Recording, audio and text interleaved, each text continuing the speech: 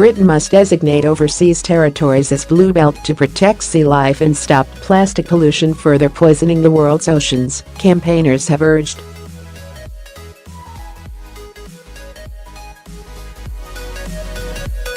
Following the last episode of Planet Earth 2, the Great British Oceans Coalition has urged the UK government to protect endangered species by safeguarding remote marine zones.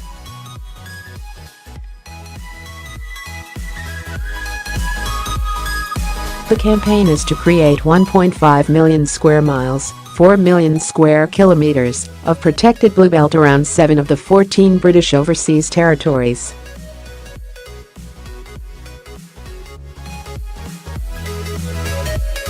If the plan goes through, it could create the largest network of marine reserves in the world.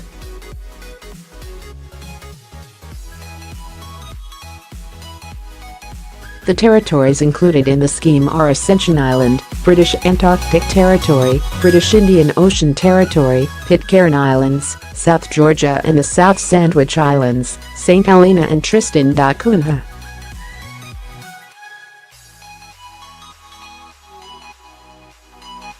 Within this area is breeding grounds for a quarter of the world's penguins, a third of albatrosses, endangered turtles and the largest coral atoll on Earth, according to the Great British Ocean website.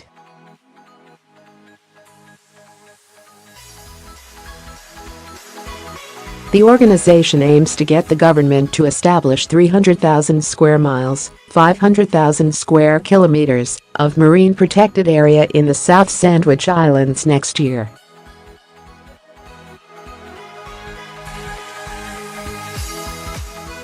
Already 133 MPs have backed the Bluebelt campaign. Through the actions of successive governments, the UK has demonstrated global leadership in ocean conservation, the website said.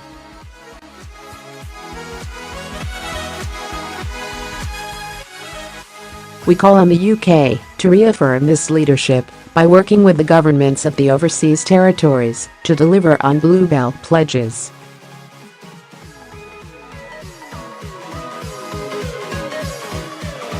The organization aims to establish a protected marine protected area in at least 50% of Ascension Island's waters in 2019.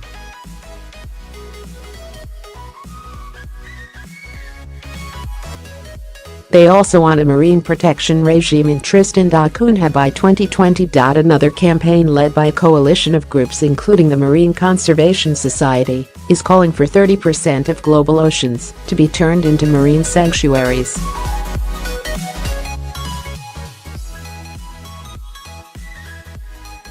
We have found a growing tide of plastic pollution on UK shores and must act now to stem that tide, Sandy Luck of the Marine Conservation Society told The Telegraph.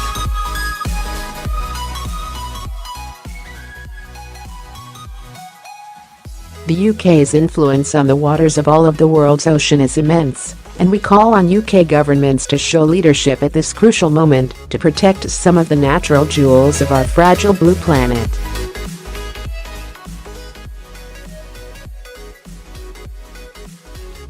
The campaign number Back the Bluebelt is backed by Blue Marine Foundation, Greenpeace, the Marine Conservation Society, the Pew Trusts, RSPB and Zoological Society of London.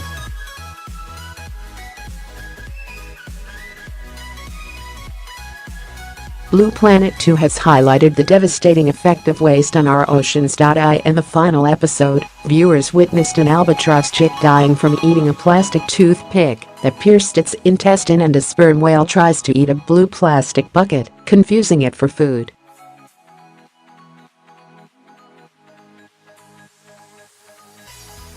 Seen by more than 17 million Britons and hundreds of millions of viewers around the world, the nature documentary is helping to pressure governments to tackle the plastic menace.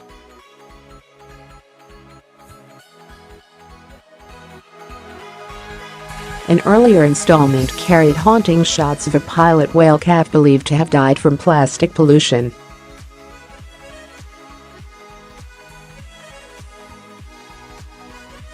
Lucy Quinn, of the British Antarctic Survey team, demonstrated how albatross chicks are suffering from eating our waste.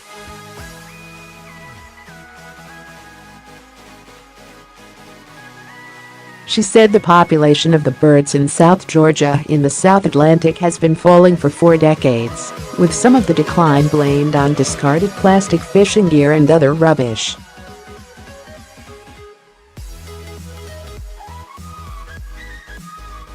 Albatrosses have the ability to cough up bits of food that they can't digest, and from that we can tell what they have been eating, Dr. Quinn said.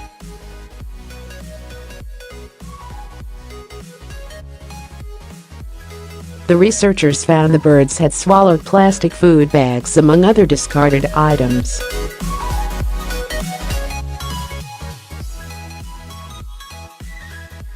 Explaining how the chick died, Dr. Quinn said, "Unfortunately, there was a plastic toothpick that had actually gone through the stomach.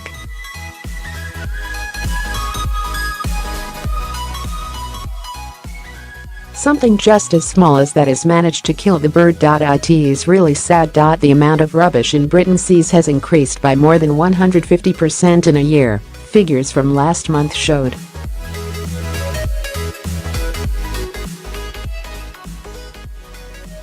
Plastic items, including bags and bottles, accounted for nearly all the litter found last year.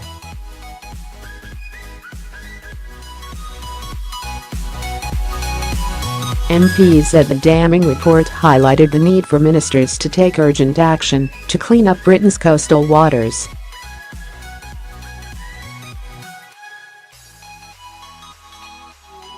The Daily Mail has led the way on ending the plastic menace, calling for restrictions on bottles, bags, toxic microbials and coffee cups.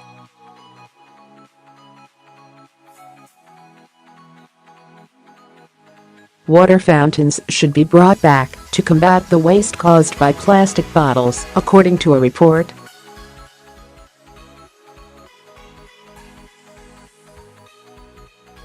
Sadiq Khan says he intends to bring them back across London and try to encourage businesses to make their tap water available to the public, building on a scheme launched 2 years ago in Bristol.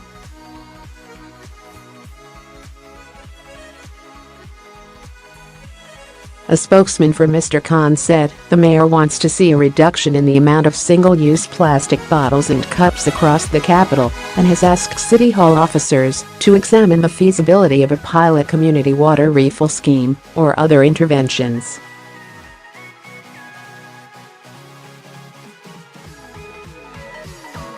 The spokesman said the mayor had written to the government to discuss a deposit return scheme for bottles.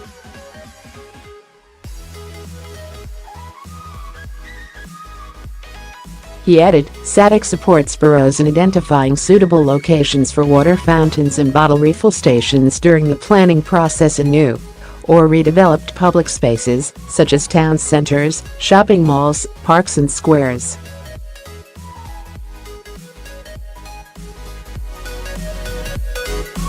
More than half of the plastic bottles bought in 2016 were not collected for recycling, mainly going to landfill.